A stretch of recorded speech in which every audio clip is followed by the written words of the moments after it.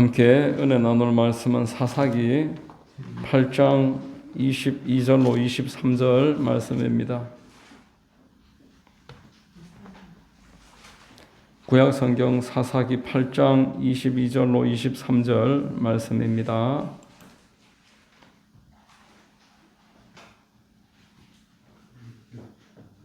제가 봉독해 드리겠습니다. 그때에 이스라엘 사람들이 기드온에게 이르되 당신이 우리를 미디안의 손에서 구원하셨으니 당신과 당신의 아들과 당신의 손자가 우리를 다스리소서 하는지라. 기드온이 그들에게 이르되 내가 너희를 다스리지 아니하겠고 나의 아들도 너희를 다스리지 아니할 것이요 야훼께서 너희를 다스리시리라 하니라. 아멘.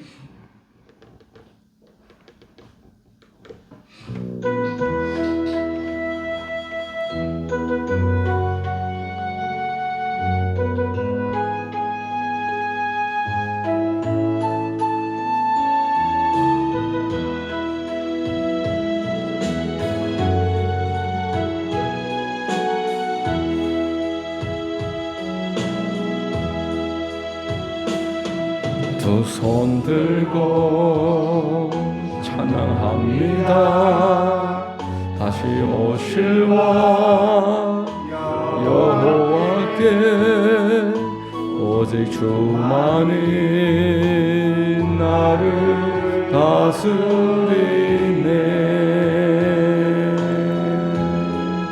나 주님만을 섬기리. 헛된 마음 버리고 성령의 내 영혼 충만하게 하소서. 주님 앞에 내 생명 드리리라. 한 번 더 두 손 들고 찬양합니다. 두 손 들고 찬양합니다. 다시 오실 왕 여호와께 오직 주만이 나를 다스리네. 나 주님만을 섬기리. 헛된 마음 버리고 성령의 연애 영혼 충만하게 하소서. 주님 앞에 내 생명 드리리라.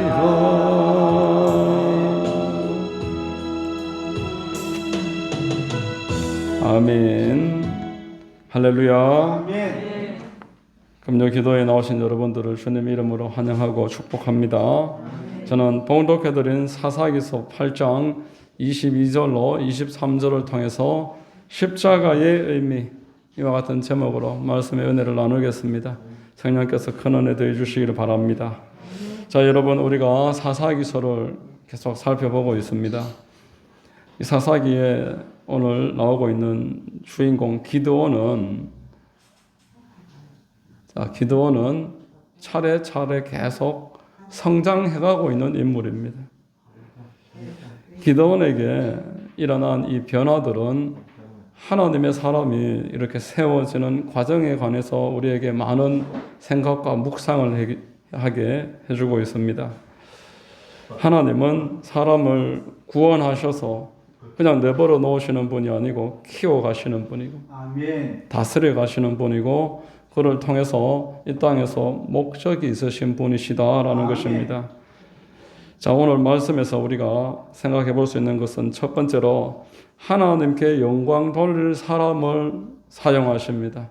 하나님께서 축복하시고 사용하시는 사람은 하나님의 영광을 가로채지 않을 사람, 그런 사람을 사용하신다라는 겁니다. 아멘.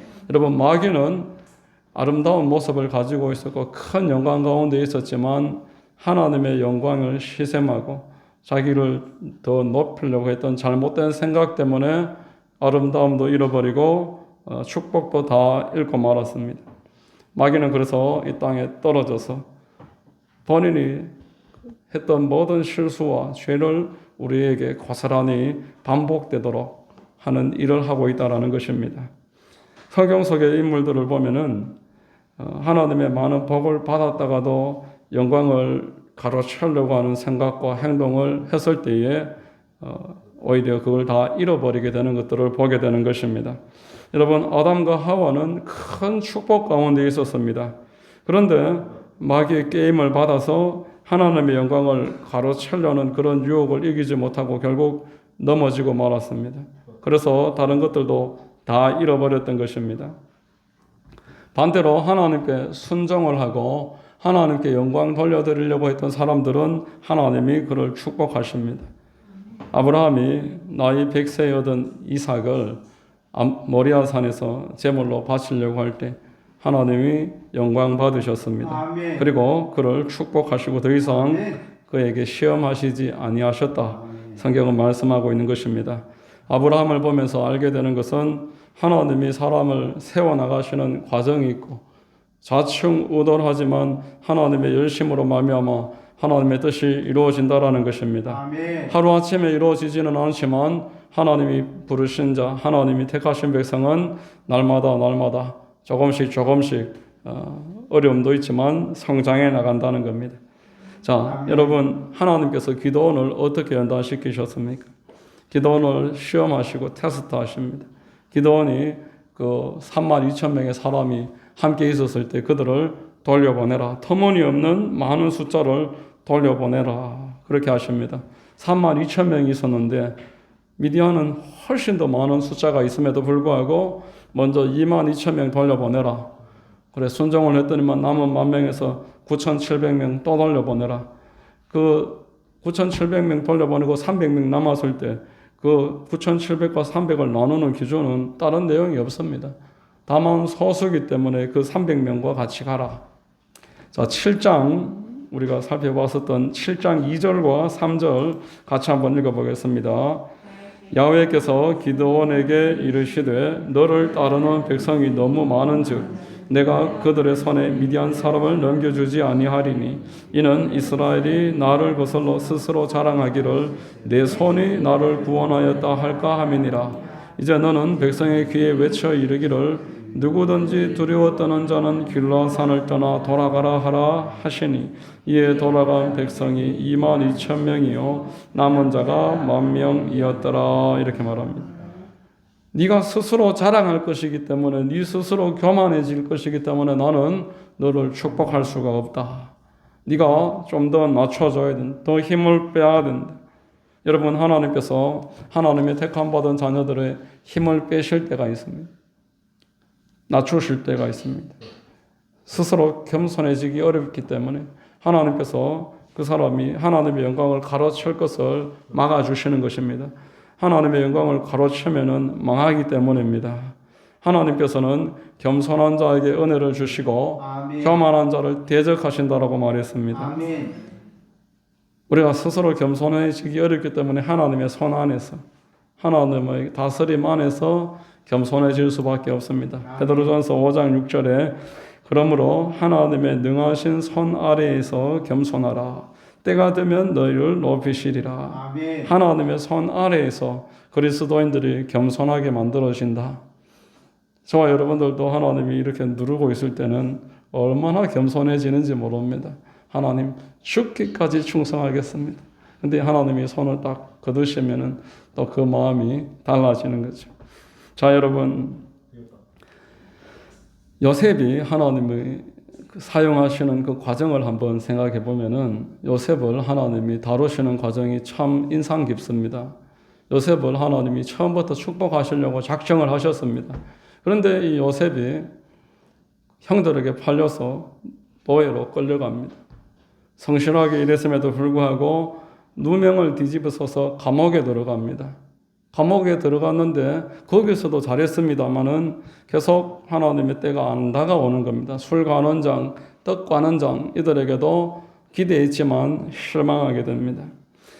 총 12년 동안 계속 연단을 받습니다. 왜냐하면 그의 마음에 너무나 큰 자기 중심성이 있었기 때문에 장점도 있고 하나님의 택함 받은 사람이긴 하지만 이 자기 중심성과 이 껍질을 다 걷어내기까지 하나님은 수많은 시간과 환경과 사람을 동원해서 요셉을 깎아 나가셨던 것입니다. 12년이 지나니까 요셉이 이제 자기 중심성이 없어졌어요. 40장과 41장에 나오는 요셉은 전혀 다른 사람이 됩니다. 창세기 41장 15절 16절에 하나님의 손 아래에 겸손하게 된 요셉의 모습입니다. 바로가 요셉에게 이르되 내가 한 꿈을 꾸었으나 그것을 해석하는 자가 없더니 더런즉 너는 꿈을 들으면 능히 푼다 하더라. 요셉이 바로에게 대답하여 이르되 내가 아니라 하나님께서 바로에게 편안한 대답을 하시리이다. 이렇게 말합니다. 내가 아니라 하나님이 하실 것입니다. 여러분 창세기 40장 15절에 요셉은 전혀 다르게 말을 하는 사람이었습니다. 창세기 40장에 14절로 15절에 보면은 당신이 잘 되시거든 나를 생각하고 내게 은혜를 베풀어서 내 사정을 바로에게 아뢰어 이 집에서 나를 건져 주소서. 나는 히브리 땅에서 끌려온 자요 여기서도 옥에 갇힐 일은 행하지 아니하였나이다. 40장에 요셉은 나는 이렇게 억울한 누명을 뒤집어쓰고 살아갈 사람이 아닙니다. 나는 억울하니 나의 누명을 벗겨주셔서 나를 집으로 돌아가게 해주시옵소서. 이 짧은 문장 가운데서 나는 이라는 말이 몇 번 나오는지 모릅니다. 그러나 41장의 요셉은 내가 아니라 하나님께서 이렇게 말이 바뀌었습니다. 사람이 바뀐 것입니다. 하나님께서 성도들을 눈에 넣어도 안 아플 만큼 사랑하는 줄로 믿으시기를 바랍니다. 아멘. 하나님이 우리를 사랑하신다고 말씀하셨습니다. 아멘. 이 사랑이 참으로 우리의 청량을 넘어서는 사랑입니다. 그런데 하나님은 그 사랑하는 자들을 연단하신다는 것입니다. 연단을 주시는 이유는 자기 중심성을 걷어내시기 위해서입니다. 아멘. 자기 중심성을 걷어내서 하나님의 영광을 가로채지 않은 사람을 만든 다음에 사용해야지만 그 사람의 영혼이 지켜지는 것입니다. 아멘. 그 사람이 하나님이 주신 축복을 누리게 되는 것입니다. 그러므로 하나님은 연단하시는 것입니다. 본문의 기도는 참으로 용기 없고 변명 많고 핑계 잘 대고 참 계속 의심하는 사람이었는데 6장에서부터 7장에 8장에 이르기까지 계속 연단을 받고 과정을 거치면서 이러한 성숙한 사람이 됐습니다. 사람들이 이 기도원을 높이니까 내가 한 게 아니다. 내가 너희들을 구원한 게 아니다. 하나님이 구원하셨고 하나님이 너희들을 다스릴 것이다. 예수님 닮은 성도다운 성도의 모습 기도원에게서 지금 보게 되는 것입니다. 하나님이 축복하시고 사용하시는 사람은 자기 중심성이 제거돼서 하나님께 영광 돌릴 때가 될 때까지 연단한다는 거 꼭 기억하시기를 주의 이름으로 축원합니다.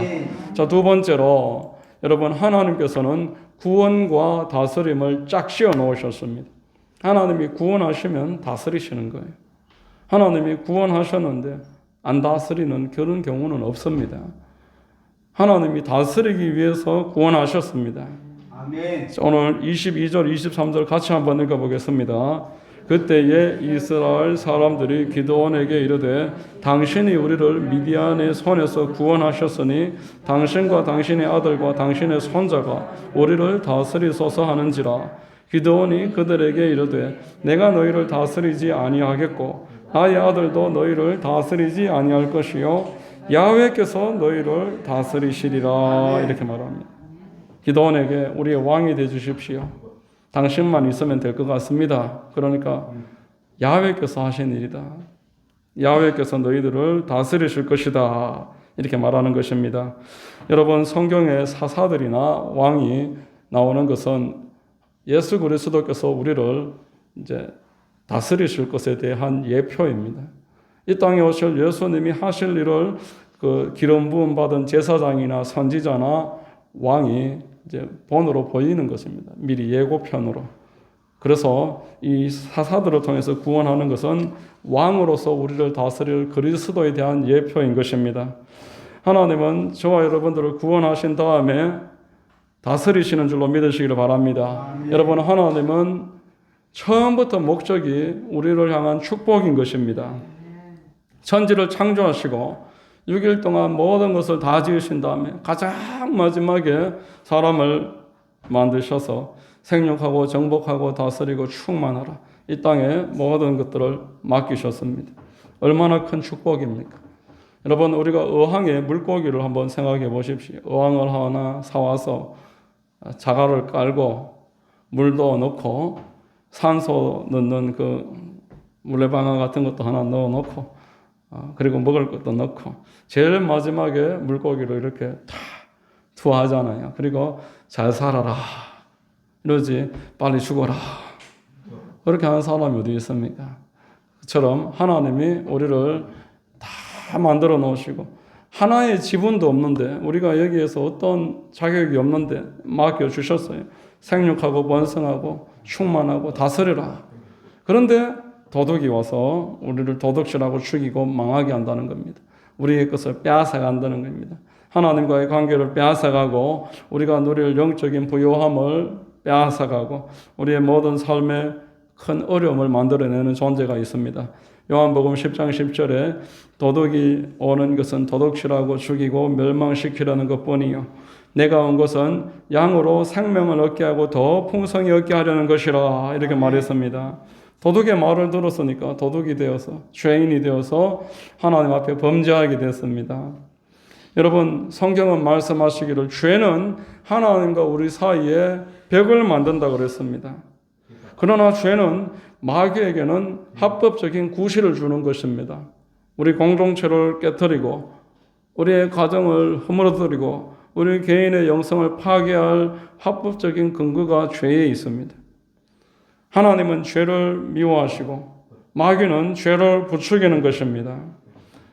이렇게 범죄하게 된 인간은 그때부터 마귀에게 계속 끌려다니고 방황하면서 살아갑니다. 고린도전서 12장 1절로 2절 같이 한번 읽습니다.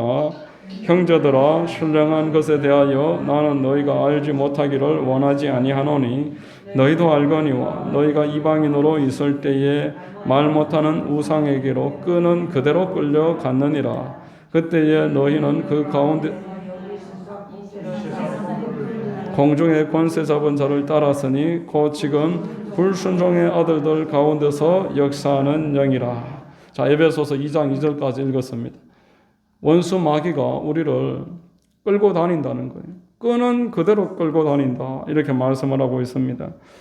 여러분, 우리 대적이 마귀임을 알아야 될 것입니다. 성도와 교회의 대적은 사람이 아니고 우리 스스로의 옆에 있는 가족이 아니고 마귀가 대적입니다. 우리를 끝까지 뒤흔들어 놓고 끌고 다닌다는 겁니다. 그래서 우리가 이것을 대적해야 되고 이것을 위해서 깨어 기도해야 되는 줄로 믿으시기를 바랍니다. 그런데 우리에게는 이 영적인 것을 아는 지각이 부족합니다. 영적으로 깨어난 성도들에게도 이 일이 부족할 뿐더러 세상 살아가는 사람들은 영적으로 죽어 있다고 에베소서 2장 1절은 말합니다. 이미 죽어 있다라는 거예요. 죽어 있으므로 마귀를 알 수가 없습니다. 마귀를 알 수도 없고 마귀의 그 유혹이나 여러 가지 계획에 거스를 힘이 없다라는 것입니다. 그래서 우리 하나님께서 구원자를 이 땅에 보내주시기로 계획을 세우시고 그 구원자가 이 땅에 오셔서 우리를 위해서 대속제물 되실 것을 결정을 하신 것입니다. 창세기 3장 21절에 보면은 아담에게 가죽옷을 만들어 입힌다, 이렇게 말씀을 하고 있습니다. 가죽옷은 희생제물과 그 제물의 희생을 말하는 것입니다. 그렇게 희생제물이 와서 우리의 허물을 덮어주실 것이다, 원복음으로 창세기 3장 21절에서 말씀을 하고, 또 출애굽기 12장에 보면은 이제 유월절 사건이 이제 시작이 되면서 유월절을 제정을 하는데 어린 양을 잡아라 그러십니다. 그리고 그 피를 문설주에 발라라 그러십니다. 그리고 가족들끼리 집안에서 그 고기를 먹어라. 이것은 첫 번째 그 가죽옷 언약을 확대해서 보여주시는 것입니다. 그리고 하나님이 말씀하신 이 언약을 이사야서 53장은 해석하고 있습니다. 우리 이사야서 53장 4절에서 6절까지 한번 읽어보겠습니다. 그는 실로 우리의 질고를 지고 우리의 슬픔을 당하였거늘 우리는 생각하기를 그는 징벌을 받아 하나님께 맞으며 고난을 당한다 하였노라. 그가 찔림은 우리의 허물 때문이요 그가 상함은 우리의 죄악 때문이라. 그가 징계를 받음으로 우리는 평화를 누리고 그가 채찍에 맞음으로 우리는 나음을 받았도다. 우리는 다 양 같아서 그릇 행하여 각기 제 길로 갔거늘 야훼께서는 우리 모두의 죄악을 그에게 담당시키셨도다 말씀하십니다. 하나님 앞에 죄를 지어서 단절되고 마귀에게 끌려다니는 우리 인생에게 하나님께서 친히 찾아오셔서 가죽옷을 입혀주시겠다고 말씀을 하시고, 또 유월절 어린 양의 피와 고기로 말미암아서 죽음의 사자가 넘어가는 유월절을 보여주시면서 구원자가 오셔서 희생할 것을 말씀을 하셨습니다. 이것에 대한 해석으로 그가 찔림은 우리의 허물 때문이요 그가 상함은 우리의 죄악 때문이라. 야훼께서는 우리 모두의 죄악을 그에게 담당시키셨도다 이렇게 말씀을 하시므로 구약은 한결같이 이 땅에 우리를 위해 구원자가 오셔서 우리를 위해서 대속하실 것을 예언하고 계시는 것입니다. 여러분, 예수님의 십자가는 우연히 세워진 것이 아니라 구약의 언약과 모든 해석에 관한 완성 작품인 것입니다. 놀라우신 하나님께서 우리를 구원하시기 위해서 수천 년 전부터 말씀하신 모든 것들을 때가 이름에 이루신 줄로 믿으시기를 바랍니다. 하나님께서 육신을 입고 이 땅에 오셔서 십자가 지심으로 가장 마지막 순간 다 이루었다 말씀을 하시므로 저와 여러분들이 구원을 얻게 된 것을 믿습니다. 여러분, 우리가 죄로 말미암아서 저주를 받고 죄의 노예로 살아갈 수밖에 없게 되었지만 하나님께서 그 육신을 찢으심으로 말미암아서 우리가 하나님께로 나아갈 새 길을 열어주셨습니다. 옥합과 같은 그의 몸을 찢으심으로 새로운 살 길이 열렸다고 성경은 말씀합니다. 여러분, 십자가는 하나님의 사랑이며 능력입니다. 아멘. 하나님이 나를 구원하셨다라는 선포인 줄로 믿으시기를 바랍니다. 이렇게 우리는 구원을 받았습니다. 자, 구원받은 저와 여러분들은 이제 하나님의 소속입니다. 아멘. 이것이 오늘 우리 세 번째로 나눌 제목인데 23절 다시 같이 한번 읽겠습니다. 기드온이 그들에게 이르되 내가 너희를 다스리지 아니하겠고 야훼께서 너희를 다스리시리라 하니라 이렇게 말합니다. 자, 여러분, 하나님께서 구원하셨으니 이제 하나님 소속이 됐습니다. 아멘. 하나님이 저와 여러분들을 책임지시고 다스리심을 믿습니다. 아멘. 여러분, 교회는 이 세상에서 특별히 하나님께서 눈여겨보시고 살피시는 하나님 소속입니다. 아멘. 사도행전 20장 28절에 여러분은 자기를 위하여 또는 온 양떼를 위하여 삼가라. 성령이 그들 가운데 여러분을 감독자로 삼고 하나님이 자기 피로 사신 교회를 보살피게 하셨느니라 이렇게 말합니다. 아멘. 교회는 하나님이 당신의 피로서 사신 곳입니다. 아멘. 따라서 하나님께서 교회를 보살피시고 계시다 이렇게 말씀하는 것입니다. 여러분, 교회는 예수님이 피값으로 사셨기 때문에 하나님이 내 것이다. 아멘. 여러분, 피는 성경이 생명이라고 말하고 있습니다. 하나님이 생명 주고 사셨습니다. 이제 너는 내 것이다.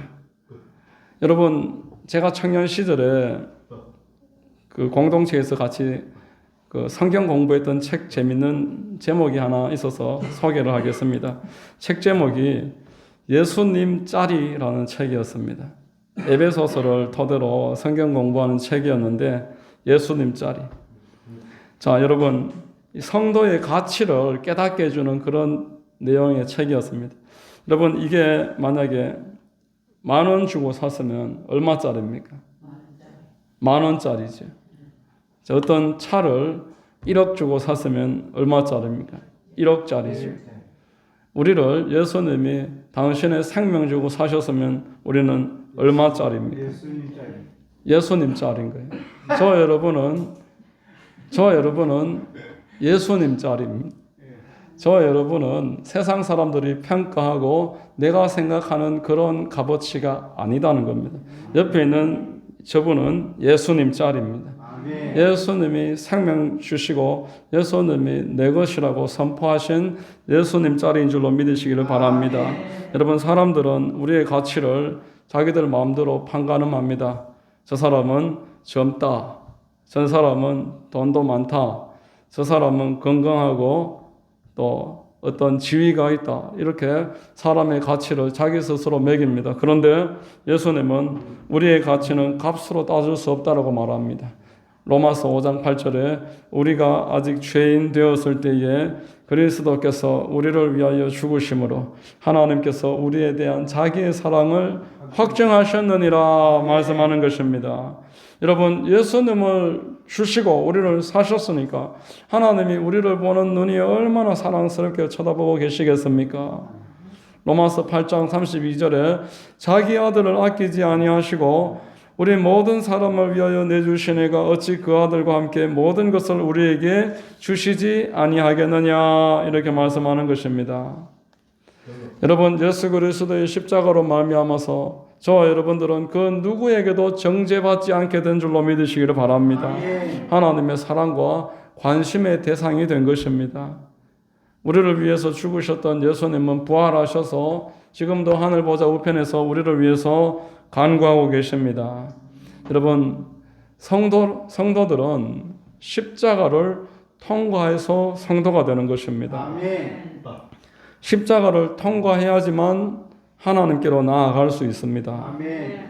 여러분, 이것을 다르게 표현한다면은 우리에게는 지금 십자가를 통해서 하나님께로 연결할 수 있고 소통할 수 있는 창구가 열린 것입니다. 예수님이 십자가의 그 보혈과 대속으로 말미암아서 하나님과 우리 사이에 가로막혀 있던 모든 벽을 허물어 주셨습니다. 그래서 저와 여러분들이 하나님 앞에 연락하면은 연락이 되는 것입니다. 여러분, 극동 방송에 그 방송국에서 1분간 전파를 사용하려면은 벌써 한 10수년 전이지만 1분에 5만 원입니다. KBS나 이런 공중파 방송은 그 10배 이상입니다. 1분만 쓰는데도 10배 이상이면 50만 원, 60만 원. 10분 정도 방송을 쓰려면 수백만 원을 지출을 해야지 잠깐 광고를 낼 수가 있는 겁니다. 자, 여러분, 하나님이 저와 여러분 사이에 전파를 열어주시기 위해서 얼마를 지불했다고 했습니까? 예수님을 지불을 하신 것입니다. 십자가는 하나님과 나 사이에 십자가가 지불됨으로 말미암아 길이 열렸음을 선포하고 있는 것입니다. 예수님께서는 내가 십자가를 지고 너희를 구원할 것이며 하나님은 이제 나의 십자가에 지시고 죽음으로 말미암아서 너희들을 다스릴 것이다. 하나님이 저와 여러분들을 다스리는 방식은 십자가를 통한 기도인 줄로 믿으시기를 바랍니다. 예수님 십자가 지시기 전에 제자들에게 기도를 말씀하셨습니다. 그러나 그냥 열심히 기도한다라는 그런 뜻이 아닙니다. 내가 어떤 시간을 얼만큼 들어야 되고 내가 얼마나 더 간절하게 해야 되나, 여기에 기도의 초점이 맺혀 있는 게 아니다. 예수님 앞에 우리가 기도할 수 있고 하나님 앞에 기도할 수 있는 것은 예수님이 십자가에서 죽으시기 때문에 십자가에서 죽으시는 그분의 이름으로 기도할 수 있다 말씀을 하셨습니다. 십자가 지시기 전에 예수님이 제자들에게 이렇게 말씀을 하십니다. 요한복음 14장 12절 13절에 내가 진실로 진실로 너희에게 이르노니 나를 믿는 자는 내가 하는 일을 그도 할 것이요 또한 그보다 큰 일도 하리니 이는 내가 아버지께로 감이라. 이제 죽으시고 부활하셔서 이제 승천할 것이다. 이제 너희들은 큰 일을 할 것이다. 어떻게 큰 일을 한다고요? 13절 같이 읽습니다. 너희가 내 이름으로 무엇을 구하든지 내가 행하리니 이는 아버지로 하여금 아들로 말미암아 영광을 받으시게 하려 함이라. 이렇게 말합니다. 하나님이 구원하시는 자들은 다스린다고 말씀드렸습니다. 구원과 다스림을 분리할 수 없다고 말했습니다. 사도행전 20장 28절에서 교회를 핏값으로 사셔서 다스린다고 말씀하신 것입니다. 그 다스리는 방법이 기도라는 겁니다.